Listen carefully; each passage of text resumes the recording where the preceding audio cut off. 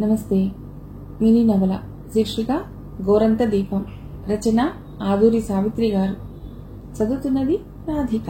ఇక కథలో పెడితే, వాన వాన వాన. వారం రోజుల నుండి ఒకటే ముసురు. కళ్ళు చించుకు చూసినా ఒక్క గంటైనా తెరిపివ్వకుండా ప్రతి పనికి శత్రువులా అడ్డొస్తూ బయటకు రా, నీ ఎంతు తేలుస్తా అని బెదిరిస్తున్నట్లు చిందరబందరగా కురుస్తోంది వర్షం. హఠాత్తుగా మారిన వాతావరణం. చినుకులు మొదటి రోజు ఆహ్లాదంగా అనిపించినా రాను రాను చికాకును పెంచుతూ అసహనాన్ని రగిలిస్తున్నాయి. డబ్బాల మీద, గోడల మూలల్లో లేత ఆకుపచ్చని రంగులో ఏర్పడుతున్న బూజు, సూర్యరశ్మి సోకని కారణంగా దొడ్లో నుండి వస్తున్న అదో రకమైన వాసన, బయట అడుగుపెట్టాలంటేనే అసహ్యాన్ని కలిగించేలా ఉన్న బురద, చిత్తడి.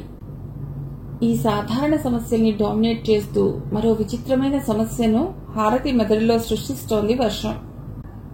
సందుగుమ్మంలో కూర్చుని ముగ్గుతో లాంతరు గ్లాసును శుభ్రం చేస్తూ వర్షాన్ని చూస్తోంది హారతి. పాడువాన త్వరగా కురిసిపోకూడదు, నానబెట్టి మరీ చంపుతోంది. మంత్రోచ్చారణలా ఆ మాటలనే జపిస్తోంది ఆ అమ్మాయి. ఇంకా అవ్వలేదా హారతి? 2 లాంతర్లు ఇంతసేపు తుడవాలా? త్వరగా వచ్చి కాస్త పొయ్యి మీద ఎసరు పడేయి అన్నది హారతి తల్లి చంద్రమ్మ. నేనేదో పని చేస్తున్నాగా, వదిని పడేయమని రాదు విసుగ్గా అంది హారతి. దానితో నీకు పోటీ ఏమిటి? ప్రతి దానికి నస. ఏ ఆవిడ చేయకూడదా? ఎందుకు చేయాలి? సంపాదించి ఈ కుటుంబాన్ని పోషిస్తున్నవాడు మీ వదిన మొగుడు. వాడు నీ కొడుకు కూడా. కొడుకు కన్నా మొగుడే ఎక్కువ. నువ్వు అలాగే అనుకునేదానివా? రేపు నువ్వు కూడా అంతే. పెదవులు సాగదీసి మడిచి సరేలే అన్నట్లు తల్లివైపు చూపు విసిరి లాంతర్లకు గ్లాస్ తగిలించి గూట్లో పెట్టి సబ్బుతో చేతులు రుద్దుకుని తూము గొట్టంలోంచి పడుతున్న నీళ్లధార కింద చేతులు కడుక్కుని తడి చేతులు తుడుచుకుంటూ వీధి గదిలోకొచ్చి కిటికీ దగ్గరగా వెళ్లి రోడ్డు మీదకు ఆతృతగా చూస్తూ నిలబడింది హారతి. 1 నెల రోజులైంది ఆమెకి ఆ కిటికీ ప్రియాతి ప్రియంగా మారిపోయి. వర్షం సన్నగా సూదుల్లా పడుతూనే ఉంది. అయినా ఒకళ్ళు ఇద్దరు గొడుగులేసుకుని రోడ్డు మీద తిరుగుతున్నారు. వర్షంలోకి వెళ్ళావంటే చంపేస్తాను, రేపేమైనా రోగాలు వస్తే ఎవరు చేస్తారు అని గదమాయించిన తల్లుని తలుచుకుంటూ ఆటలు మానేసి వరండాల్లో బిక్కమొహాలేసుకుని ఆశగా వర్షం వైపు చూస్తున్నారు చిన్నపిల్లలు. ఈరోజు కూడా అతడు రాలేదు. నిరాశగా అనుకుంది హారతి. తనని చూడటానికైనా గొడుగేసుకుని రాకూడదు. 1 నెల రోజుల క్రితం ఆ రోజు కిటికీ దగ్గర నుంచుని జడ చిక్కు తీసుకుంటూ యథాలాపంగా బయటకు చూస్తోంది తను. అతడు కిటికీ ముందు నుండి పెడుతూ హఠాత్తుగా ఇటు చూశాడు. ఆ కళ్లల్లో దిగ్భ్రమ. కనుబొమ్మలు దగ్గరగా లాగి ప్రశ్నార్థకంగా చూశాడు. ఒక్క క్షణం ఆగినట్లు అనిపించింది.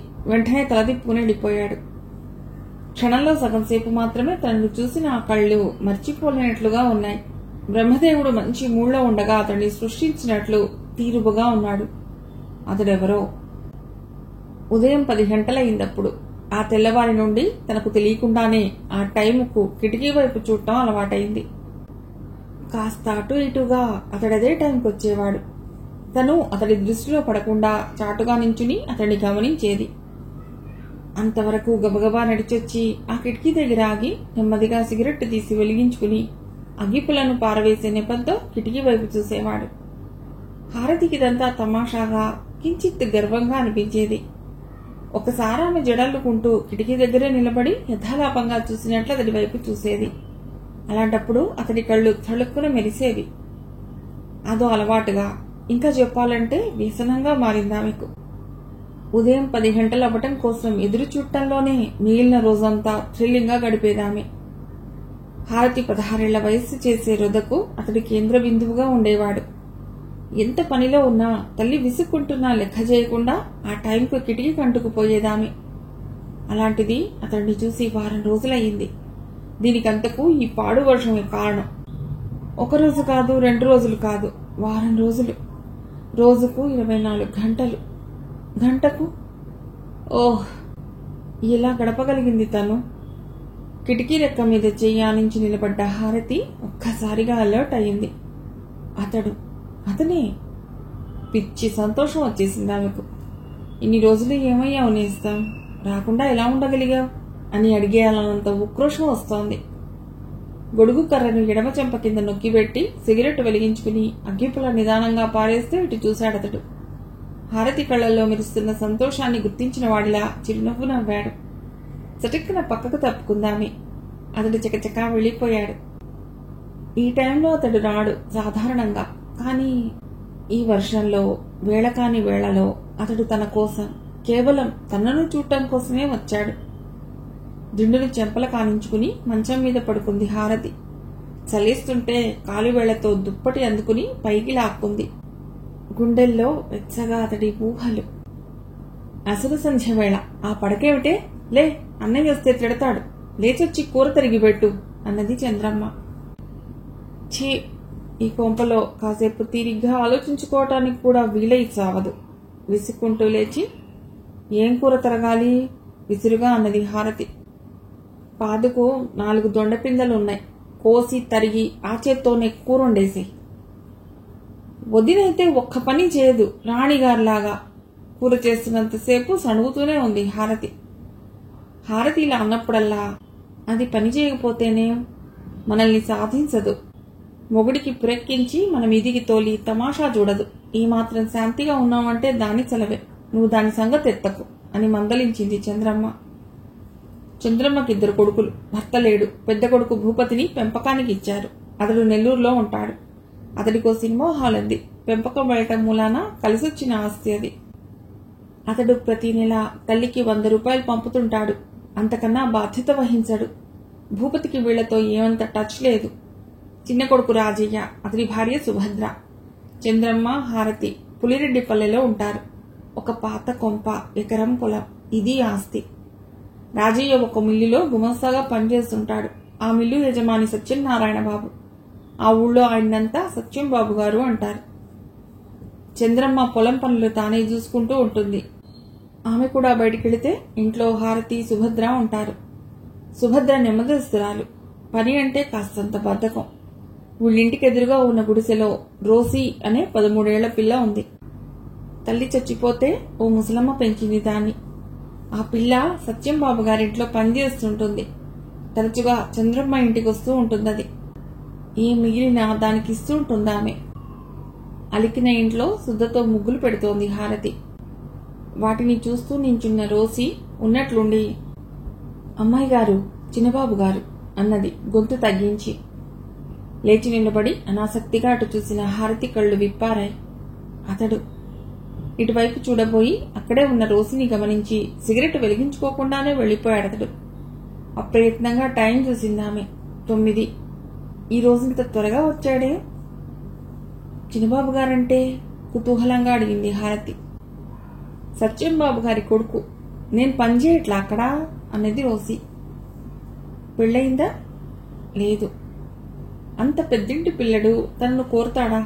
తనంటే ఇష్టమా? లేకుంటే అంత ఇదిగా ఎందుకు చూస్తాడు? తను ఆ ఇంటి కోడలైనట్లు, అతడి భార్యగా సర్వసుఖాలు అనుభవిస్తున్నట్లు కలలుగంటూ ముగ్గుగిన్నెతో అలాగే నిలబడిపోయింది హారతి.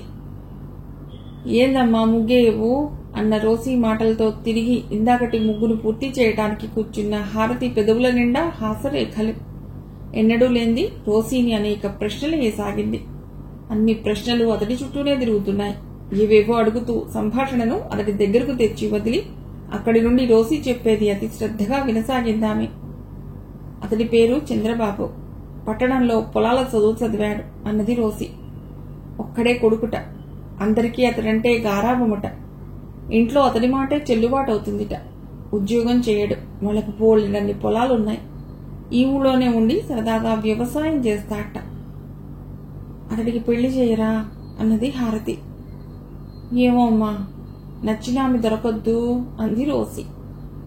అంటే తను నచ్చిందా? లేకుంటే అంత అభిమానంగా ఎందుకు చూస్తాడు? మరైతే సంబంధాలు చూస్తున్నారా? ఏమో అమ్మా. నీతో బాగా మాట్లాడతాడా? అది కాదు, సరదాగా ఉంటాడా? ఆటే మాట్లాడటమ్మా నాతో కూడా. ఏదైనా పనుంటే పిలుస్తాడు. ఇంకా ఏదో అడగాలనుంది హారతికి. ఇంకాసేపు రోసి అతడి గురించి చెప్తే బాగుండదనిపిస్తోంది. కానీ దానికి సినిమా కబుర్ల మీదున్న ఇంట్రెస్ట్ ఇహ దేని మీద ఉండదు. ఆ ఊళ్ళో ఓ టూరింగ్ హాల్ ఉంది. పాత సినిమాలు ఆడుతుంటాయి. వచ్చిన ప్రతి సినిమాకి పెడుతుందది. హారతి సంభాషణను చంద్రబాబు దగ్గరకు తెచ్చి వదిలితే అది అక్కడొక్క క్షణం కూడా ఆగకుండా సినిమాల వైపు లాక్కుపోసాగింది. ఇహ పోవే, వెధవ సినిమా గొడవలు నువ్వును, విసుక్కుంది హారతి. ఇప్పటిదాకా ఎంతో ఇదిగా మాట్లాడిన హారతి అలా విసుక్కోవటానికి కారణం తెలియక తికమకగా చూసి తెల్లమొహం వేసుకుని వెళ్లిపోయింది రోసి. అయితే అతడి పేరు చంద్రబాబు అన్నమాట. బాగుంది, అతడిలాగే. చంద్రబాబు చంద్రబాబు చంద్ర. హారతి చంద్రబాబు బాగుంది. ముగ్గు పెట్టడం అయ్యాక ప్రధ్యానంగానే స్నానం చేసింది హారతి. స్నానం చేస్తుంటే అతడు గుర్తొచ్చి అరచేతులతో కళ్ళు మూసుకుంది. ఆ సిగ్గు తమకం హాయిగా మత్తుగానే ఉన్నాయి ఆమెకు. ఈ ఊహలు అతనికి ఉంటాయా? తెలుసుకోగల శక్తి ఉంటే ఎంత బాగుండును. ఉన్నట్లుండి చంద్రమ్మకు గుండెపోటు వచ్చింది. ఆమెను పట్నం తీసుకెళ్లి హాస్పిటల్లో చేర్పించి తోడుగా సుభద్రను అక్కడుంచి వచ్చాడు రాజయ్య. ఇంట్లో హారతి ఒక్కతే ఉంది. రాజయ్య మిల్లుకి ఉదయం వెళితే సాయంత్రం దాకా రాడు. ఆ రోజు చంద్రబాబు తమ గుమ్మం వైపు రావటం చూసి కిటికీ దగ్గర నుండి ఒక్క ఉదుటిన గుమ్మంలోకొచ్చింది హారతి. ఆమెకు గుండెల్లో రైళ్లు పరిగెడుతున్నట్లు అనిపిస్తోంది. కొంచెం మంచినీళ్ళు ఇస్తావా? హారతి కళ్ళలోకి చూస్తూ అడిగాడు చంద్రబాబు. అతడికి నీళ్లు ఇవ్వబోతుంటే చెయ్యి వడికి నీళ్లతడి మీద త్రొణికాయి. ఏం చేయాలో తోచక గబుక్కున పవిట కొంగుతో అద్దబోతుంటే ఆ పని తనే చేస్తూ కొంటెగా నవ్వాడతడు. అతడి చేతిలో తన పవిట. నోరెండిపోతున్నట్లు, మనసు ఘనీభవిస్తున్నట్లు, ఎదిరిస్తే అతడి కోపం వస్తుందేమో నని భయపడుతున్నట్లు కట్రాటలా నిలబడ్డ హారతి అతడు తలుపు మూసి గడియ పెట్టడంతో దిగ్భ్రాంతి నుండి బయటపడింది. ఆమె పెద్ద పెద్ద కళ్లలో కనిపిస్తున్న అమాయకత్వం, బేలతనం, ముగ్ధత్వం, బెదురు చంద్రబాబును ఉక్కిరి బిక్కిరి చేస్తున్నాయి. పల్లెటూళ్ళలో ఒక పెంకుటింటి తాలూకా విశాలమైన పెరట్లో ఆరోగ్యంగా విచ్చుకున్న ముద్దబంతి పువ్వులా ఉన్నదామె. నోట్లో వేలుంచుకుని నవ్వులొలకబోస్తూ అమాయకంగా ఆత్రంగా నిప్పు దగ్గరకు పాకుతూ వెళ్లే పసిపాపలా ఉన్నదామె. ఆమె చుట్టూ చేతులేసి దగ్గరగా లాక్కుని ముడుకుతున్న ఆమె పెదవుల్ని తన తడి పెదవులతో మూసాడతాడు. కావాలి, వద్దు, కావాలి, వద్దు, వద్దు, కావా. నరాలు లాగి ముడేస్తున్నట్లున్న ఆ స్పర్శ, సగం మైకంలోకి నెట్టేస్తున్నట్లున్న ఆ పరిష్వంగం ఆమెను నిరత్తులయ్యేలా చేశాయి. అప్రయత్నంగా ఆమె మెత్తని చేతులు అతన్ని పెనవేసుకున్నాయి. ఎలా ఉంది? సిగ్గుగా అడిగింది హారతి. అది నేను నిన్ను అడగవలసిన ప్రశ్న. నీకెలా ఉంది అంటూ నవ్వాడు చంద్రబాబు. అలా నేను మిమ్మల్ని అడగకూడదా? అడగొచ్చు. నాకు అద్భుతంగా ఉంది నిజంగా. ఇంత ఫ్రెష్నెస్ ని ఈ మధ్యకాలంలో ఎప్పుడూ ఎంజాయ్ చేయలేదు. ఆమెకు అర్థం కాలేదు అతడి భాష. అర్థమైంది ఒక్కటే, తను అతడికి చాలా నచ్చింది. కాస్త దగ్గరకు జరుగు. మళ్ళీనా? అన్నయ్య వచ్చేస్తాడేమో. అప్పుడే రాడులే, ప్లీజ్. వస్తాను. షర్ట్ చేతులు కిందికి లాగి గుండీలు పెట్టుకుంటూ అన్నాడతడు. రేపొస్తారా? రేపు రావాలా? ఆమె గొంతులో ఆతృతను గమనించి అల్లరిగా అడిగాడతడు. అందుకోసమనే కాదు, రేపటిదాకా మీరు కనబడననుకుంటే దిగులుగా ఉంది. మీరు దగ్గరుంటే చాలనిపిస్తోంది ఫ్రాంక్ గా చెప్పింది హారతి. తప్పకుండా వస్తాను. అతడు వెళ్లిపోయాక తలుపు గడియ వేసొచ్చి మంచం మీద కూర్చుని దిండు చేతుల్లోకి తీసుకుందామె. అతడు రాసుకున్న పర్ఫ్యూమ్డ్ హెయిర్ ఆయిల్ వాసన చార్లీ వాసనతో కలిసి ఆ దిండు మీద నుండి వస్తూ ఇంకా అతడక్కడే ఉన్న అనుభూతిని కలిగిస్తోంది. విషాదము, సంతోషము కలగలిసిన భావనేదో ఆమెను చుట్టుముట్టి మొదలటం లేదు. బియ్యం కడిగి నీళ్లు పోయకుండానే పొయ్యి మీద పెట్టింది.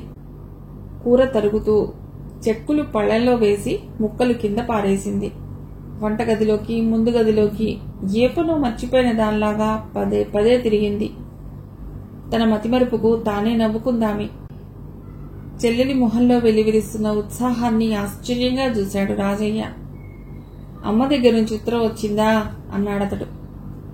అవునన్నయ్యా, అమ్మ వదిన రేపు సాయంత్రం వస్తున్నారట. చంద్రబాబు వచ్చి వెళ్లాక చదివిన ఉత్తరాన్ని గుర్తు తెచ్చుకుంటూ తడబాటుగా అన్నది హారతి. అదా సంగతి అనుకున్నాడు రాజయ్య. అమ్మా, హారతికో సంబంధం చూశాను. అతడు వయసులో కాస్త ముదిరే అయినా అలా కనిపించడు. కాస్తో కూస్తో ఆస్తిపాస్తులున్నాయి. ముఖ్యంగా సరేలే అవన్నీ తర్వాత, ఎల్లుండి వాళ్ళొచ్చి మన పిల్లని చూసుకుంటారు అన్నాడు రాజయ్య. వాళ్ళు రావటం, హారతి వాళ్లకు నచ్చటం, వాళ్ళు తమ అంగీకారాన్ని తెలపటం జరిగిపోయింది.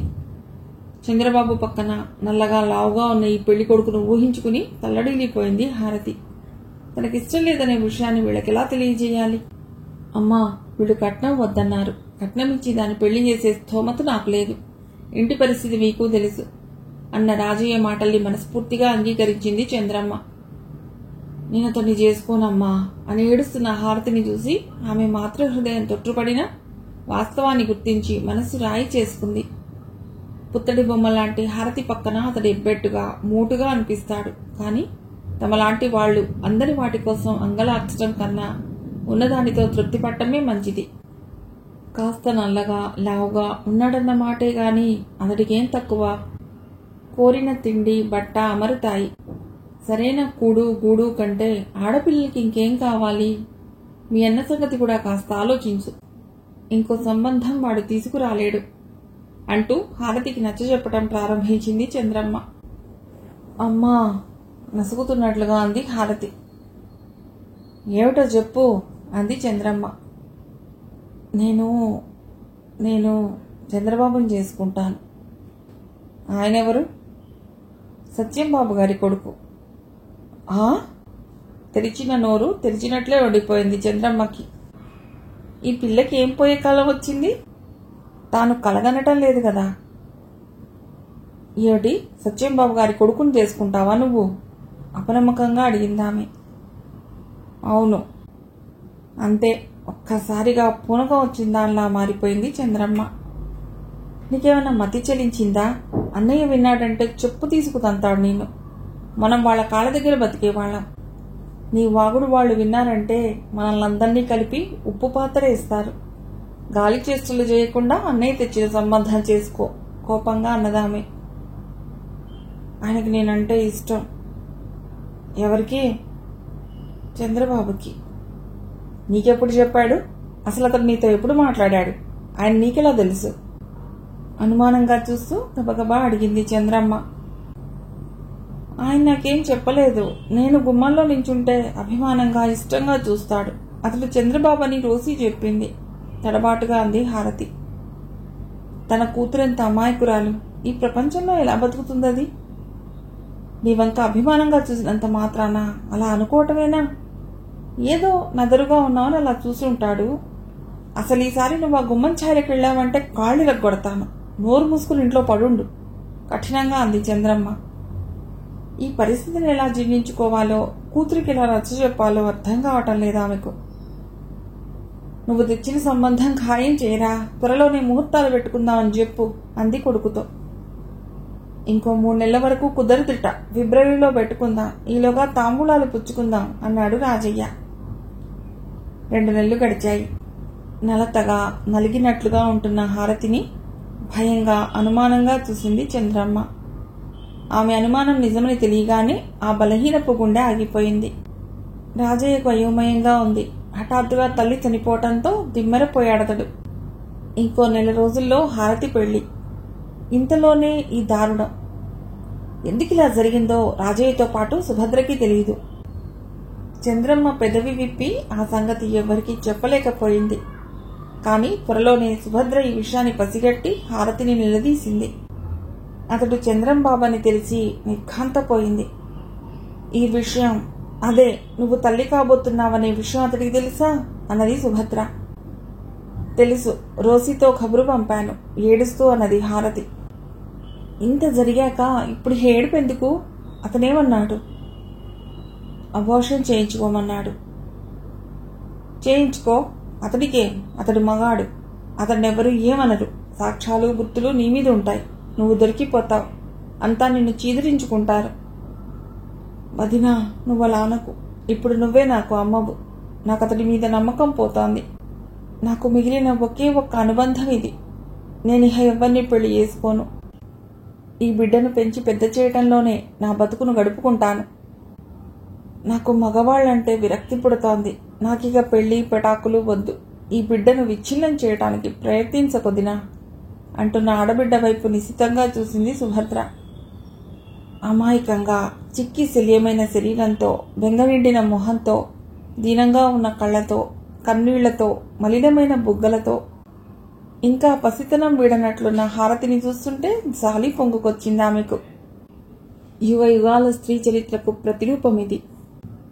స్త్రీని తనలో ఐక్యం చేసుకోవటానికి ఓ క్షణం ముందు వరకు మగవాడు చూపించే అనురాగం, ఆప్యాయత, అణుకువ చూసి తనను తాను మర్చిపోయి అతడికి దగ్గర అవ్వటం.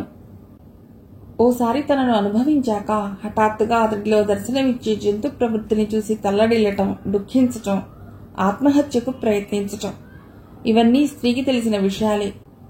అయినా ఆ సమయంలో అన్నీ మర్చిపోవటం, చరిత్రను పునరావృతం చేయటం అన్నదే ఆమె బలహీనత. ఆ బలహీనతే మగవాడికి వరం, ఆడదానికి శాపం.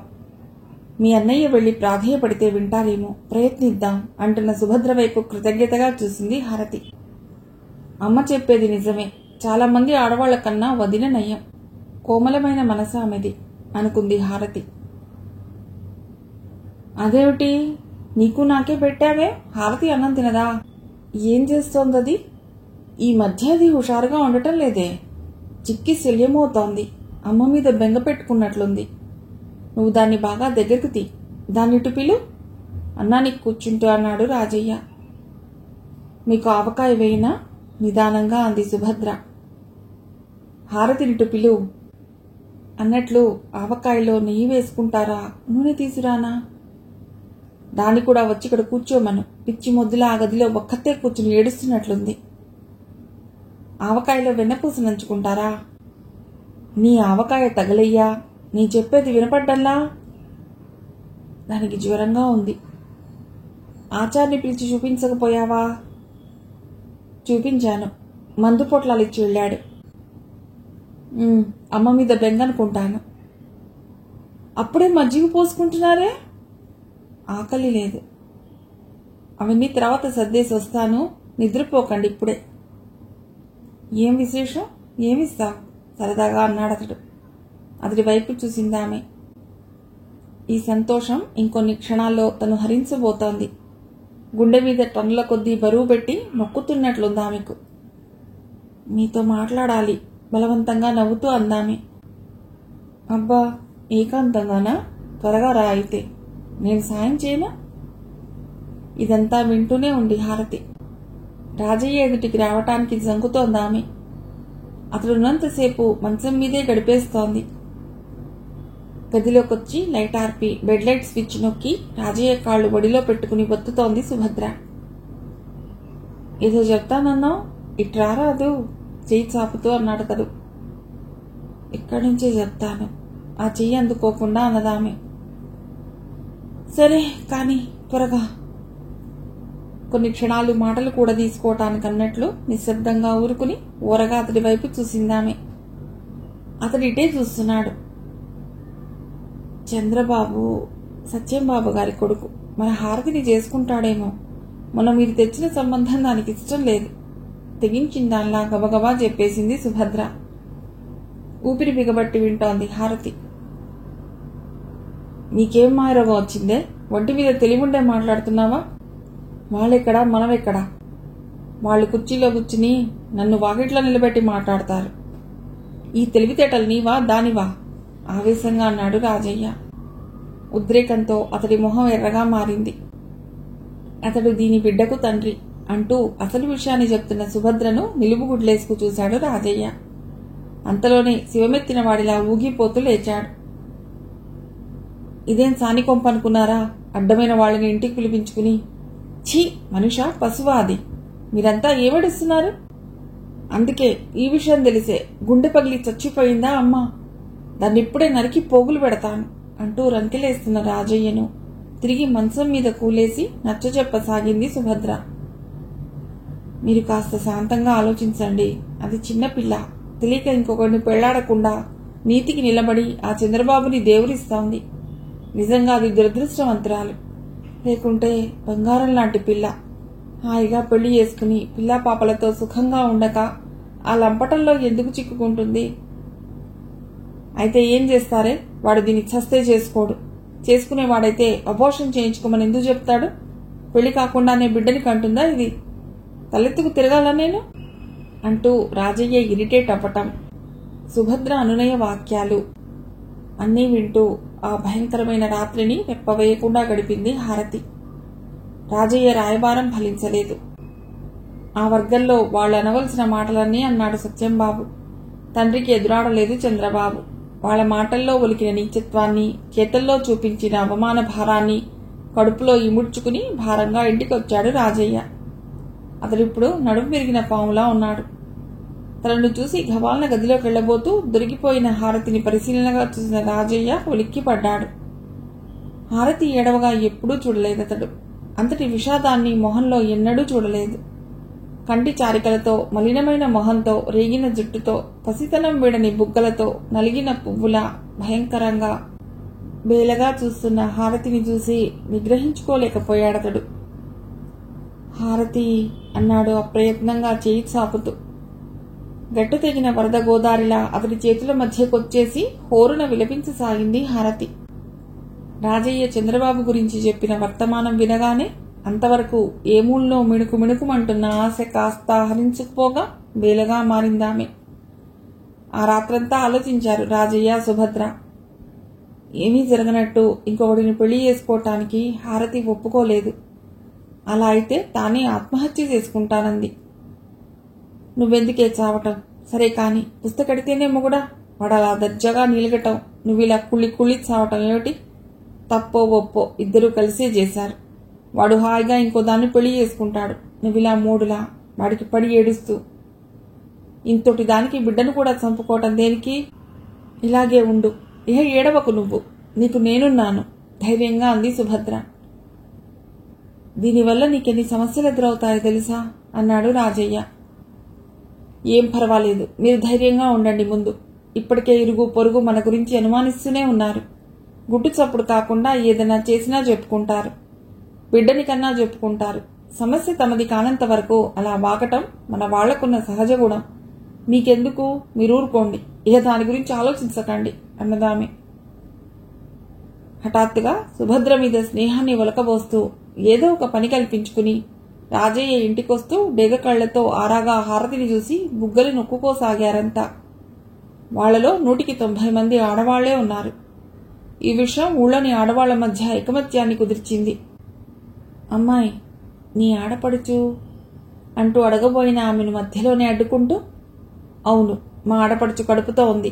మెళ్ళో పసుపు తాడు పడితే ఇది ఒక సంబరంగాను, అది లేకపోతే దీనొక బూతుగాను చూస్తారని తెలుసు. అది ఆడదే, అమాయకురాలు గనక వాడి వల్లో పడింది. దాన్ని మోసం చేసి వదిలిన వాడిని ఏమనకుండా దీని మీద విరుచుకుపడతారెందుకు? మీరంతా కనీసం ఆడవాళ్లైనా మా తరఫు నిలబడి పోరాడితే మా అమ్మాయికి న్యాయం జరిగేది. ఎదుటి వాళ్ళని హింసించి వాళ్ళు గిలగిలా కొట్టుకు చస్తుంటే చూసి ఆనందించే పైశాచికత్వం నుండి బయటపడి కాస్తో కూస్తో సాటి వాళ్లకి చేయూతనివ్వాలనే మానవత్వం మనం అలవరుచుకునే వరకు ఇలాంటి సమస్యలకు అందమైన పరిష్కారాలు ఉండవు. అదేం తప్పు చేసింది? అన్న కుదిర్చిన బంగారం లాంటి సంబంధాన్ని కాలదన్నుకుని నీతిగా ఒకటితోనే నిలబడింది. వాడు, ఆ చంద్రబాబు, దీన్ని మోసం చేశాడు.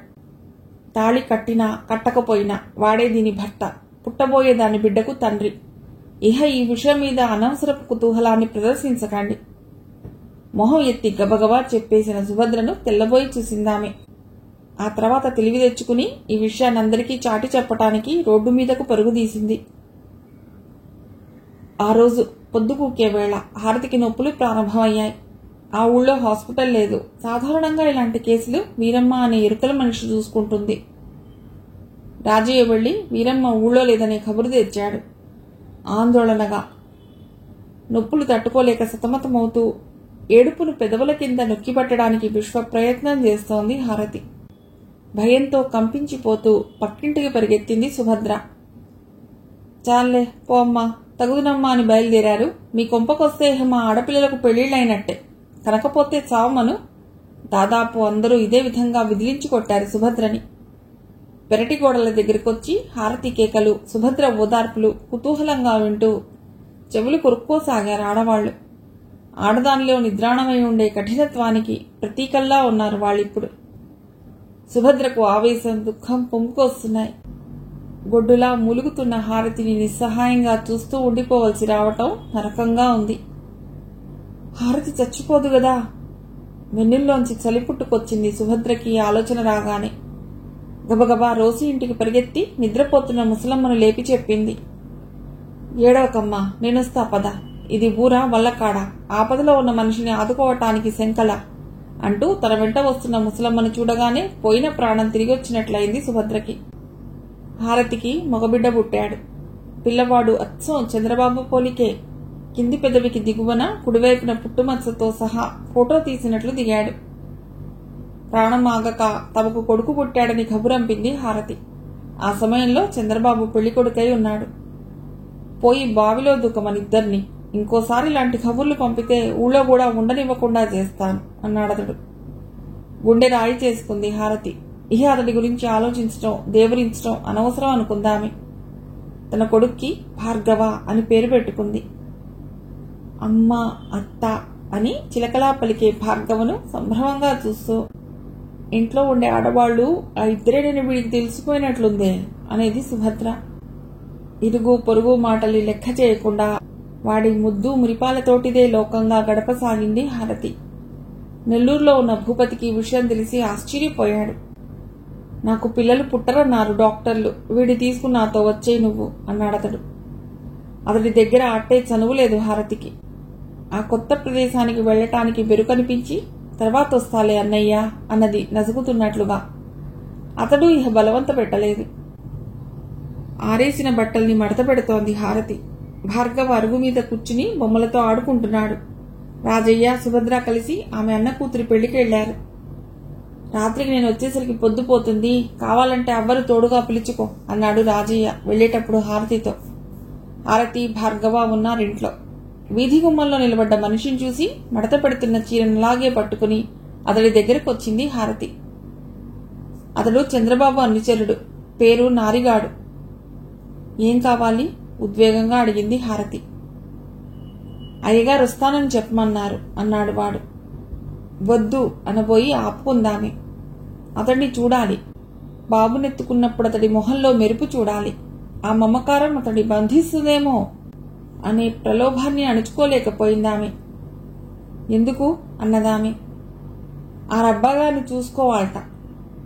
రమ్మను. వాడెళ్ళిపోయాడు. తన ప్రియుడు రవ్వంత అభిమానాన్ని చూపించగానే అన్నీ మరిచి రెట్టించిన ప్రేమతో అతడి కోసం తహతహలాడే పిచ్చి తల్లి ప్రేమది.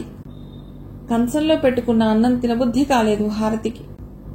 అతడి కోసం ఎదురు చూస్తూ బాబుకు స్నానం చేయించి పౌడరద్ది ఇస్త్రీ బట్టలు వేసింది. తను కూడా స్నానం చేసి దొడ్లో ఉన్న జాజులు కోసి దండ కట్టి తల్లో పెట్టుకుంది.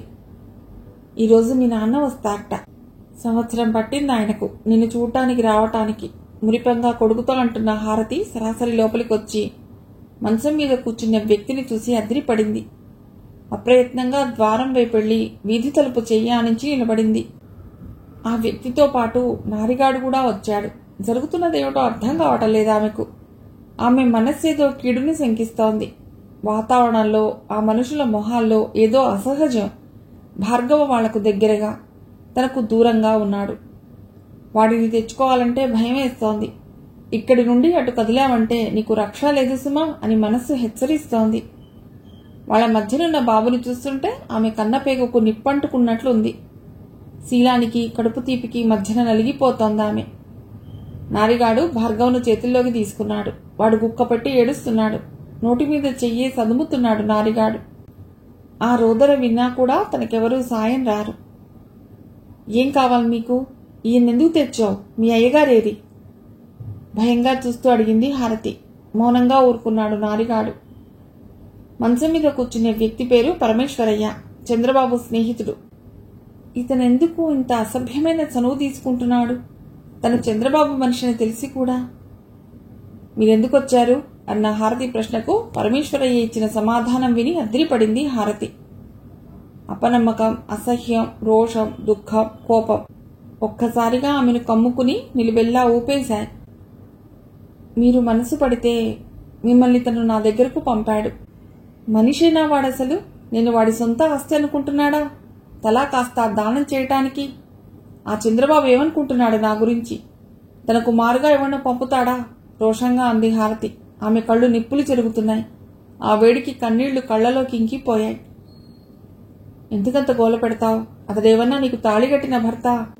అందరూ నిన్నతన్ని ఉంపుడుగత్తగానే అనుకుంటున్నారు. బాధ్యత కలిగిన వాడు భర్త. తన మోజు తీరిపోయాక ఆడది ఏమైపోయినా పట్టించుకొని బాధ్యతారహితుడే ప్రియుడు. ఇది జగమెరిగిన సత్యం అన్నాడు పరమేశ్వరయ్య. మీరు ముందు బయటికెళ్ళండి. నా బాధ్యతనెవ్వరూ స్వీకరించనక్కర్లేదు. ఇన్ని మాటలెందుకు హారతి? ఒక్కటి తేల్చి చెప్పు. నీకు వ్యక్తి కావాలా, భుక్తి కావాలా?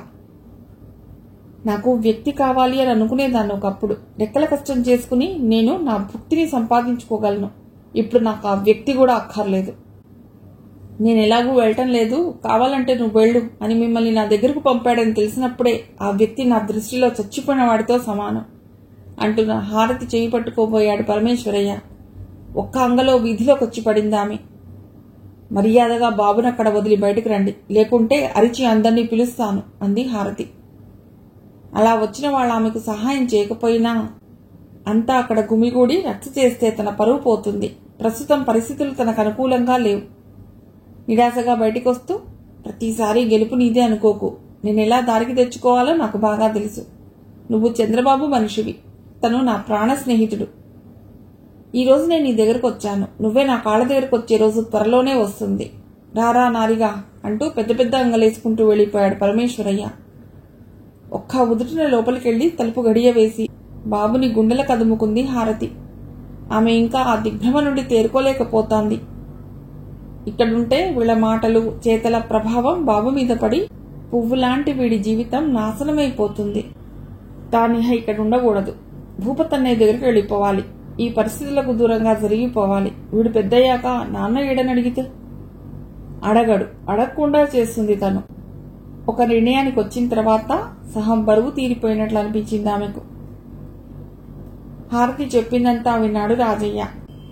ఆ చంద్రబాబు వాడి మనుషుల బారి నుండి తన చెల్లెల్ని రక్షించుకోగల శక్తి తనకు లేదు. ఏదైనా చేయగలరు వాళ్ళు. హారతిని ఇక్కడి నుండి పంపేయటమే మంచిది అని నిర్ణయించుకున్నాడు తను. వీడిని తీసుకుని నువ్వు వెళ్ళిపోతావా అంటూ ఏడ్చింది సుభద్ర. భూపతి దగ్గరకు తానెప్పుడూ వెళ్లలేదు. అక్కడ ఎలా ఉంటుందో దిగులుగా బట్టలు ఓ సూట్ కేసులో సర్దుకుంటూ అనుకుంది హారతి. గదిలో నుండి బయటకొచ్చిన హారతి అవతారం చూసి కొయ్యబారిపోయినట్లయింది సుభద్ర. పోసిగా ఉన్న చేతులతో, కుంకుమలేని నుదురుతో ఆకులు రాల్చిన చెట్టులా ఉంది హారతి. ఇదేమిటే అన్నది సుభద్ర అయోమయంగా. వదినా, నేను చంద్రబాబే నా భర్త అనుకున్నాను. భర్త చనిపోతే ఆడది పసుపు కుంకుమలు తీయవచ్చు, తీయకపోవచ్చు. కానీ అతడు బతికుంటే మాత్రం పసుపు కుంకుమలు తీయదు. సెంటిమెంట్తో చస్తుంది అలా చేయాలంటే. నిన్నటి వరకు నేను అంతే. ఇప్పుడు నాకు భార్గవ భవిష్యత్తు ముఖ్యం. వాడు పెద్దయ్యాక ఎవరైనా తన తండ్రి గురించి అడిగితే సమాధానం వెతుకునే దుస్థితి వాడికి కలగకూడదు. ఈ సమాజం వాడి మీదకు ఉసిగొల్పిన కుక్కలా ఉరకకుండా ఉండాలంటే ఇదొక్కటే మార్గం. భర్త పోయి పసిబిడ్డతో ఒంటరిగా మిగిలిన ఆడపిల్ల అని సమాజం చూపించే సానుభూతి చాలా అవసరం నాకు. అందుకు అనుగుణంగా తయారై పెడుతున్నాను స్థిరంగా అంది హారతి. కిటికీలో నుండి చంద్రబాబు ఆసక్తిగా తనను చూడగానే అతడు తనను ప్రేమిస్తున్నాడని, పెళ్లాడతాడని భ్రమపడి తన సర్వస్వాన్ని దోచుకోనిచ్చిన పిచ్చి హారతి కాదిది. అనుభవాలు మనిషి మేధస్సును పుటం పెడతాయి కాబోలు. దుఃఖభారంతో వాళ్లకు వీడ్కోలిచ్చింది సుభద్ర. 2 ఏళ్ల భార్గవతో భూపతి ఇంట్లో అడుగుపెట్టింది హారతి. భూపతి భార్య ఉత్తర అదో రకం మనిషి. అందరూ ఆమెను మతిలేని మనిషి అంటారు. ఇప్పుడున్న మూడ్ ఇంకాసేపటికి ఉండదు. ఇప్పుడు చెప్పిన మాటనే ఇంకాసేపయ్యాక రివర్స్ చేసి చెబుతుంది. ఎప్పుడూ ఏదో ఒకటి మాట్లాడుతూనే ఉంటుంది. కానీ ఆమె పిచ్చిదిలా ఉండదు. ఆ తీరు ఎదుటి వాళ్లను పిచ్చెక్కించేలా ఉంటుంది. ఇష్టమైతే ఇంట్లో పనిచేస్తుంది, లేకుంటే దాన్ని అలాగే వదిలేసి వీధిలో ఆడవాళ్లందరినీ పోగేసి కబుర్లు చెప్తూ కూర్చుంటుంది. ఒక్కోసారి భూపతి వచ్చేసరికి ఇంట్లో అన్నం వండిన ఛాయలుండేవి కాదు. అతడు అలాగే ఆకలితో పడుకునేవాడు. హారతి వచ్చాక ఇంటి బాధ్యత తను వహించడంతో భూపతికి హాయిగా అనిపించింది. హారతి వేసిన వితంతు అవతారం వల్ల ఊళ్ళో వాళ్ల ప్రశ్నలు, విమర్శలు ఎదుర్కోనక్కర్లేకపోవటం మరీ రిలీఫ్గా ఉందతడికి. భూపతి భార్గవను బాగా అభిమానించేవాడు. ఉత్తర ఒక్కోసారి తన గారాబంతో వాడిని ఉక్కిరి బిక్కిరి చేసేది. ఒక్కోసారి వాడిని అసలు పట్టించుకునేది కాదు. భూపతికి ఆ ఊళ్ళో ఓ సినిమా హాల్ ఉంది. రాత్రి సెకండ్ షో అయ్యాక ఇంటికొచ్చిన భూపతి ఉదయం 7 దాకా లేవడు. అతడు లేచేసరికి అన్నీ అమర్చి ఉంచుతుంది హారతి. ఉత్తర మాటల్ని ఆమె పట్టించుకునేది కాదు. భార్గవ వచ్చి రాని మాటలు చెబుతూ తన కూడా తిరుగుతూ ఉంటే అన్నీ మర్చిపోయి హాయిగా నవ్వగలిగేదామె. వాడు పెదవి విరిచి నవ్వితే అచ్చం చంద్రబాబు నవ్వినట్లే ఉండేది. వెనువెంటనే అతడు గుర్తొచ్చి గుండెల్లో పొడిచినట్లుండేది. దాన్ని మర్చిపోవటానికి వెంటనే ఏదో ఒక పని కల్పించుకునేది. దొడ్లో మల్లె చెట్టుకు అంటుకడుతోంది హారతి. పాదులు పెట్టడం అప్పుడే పూర్తి చేసి వచ్చిందామె. చిన్న గడ్డపారతో మట్టిని తవ్వుతూ చెమటకు తడిసి అతుక్కున్న జుట్టును మోచేత్తో పైకి తోసుకోవటానికి తలెత్తిన హారతి అలాగే ఆగిపోయింది. పంపు దగ్గర నీళ్లు పట్టుకుంటున్న యువకుడు తదేకంగా ఆమెనే గమనిస్తున్నాడు. అతడు ఇంద్రనీల్ మేడ మీద పోర్షన్లో మొన్ననే చేరాడు. అప్రయత్నంగా తన వైపు చూసుకుంది హారతి. బయటసారి ఒళ్ళో పడి ఉంది. అతనంతగా ఆకర్షించిందేమిటో అర్థం కాగానే ఆమె మొహం ఎర్రబడింది. పవిట సరిగ్గా వేసుకుని అతడి వైపు తిరస్కారంగా చూసి విసవిస లోపలికి వెళ్ళిపోయింది ఆమె. మిగిలిన కథ తర్వాతి భాగంలో.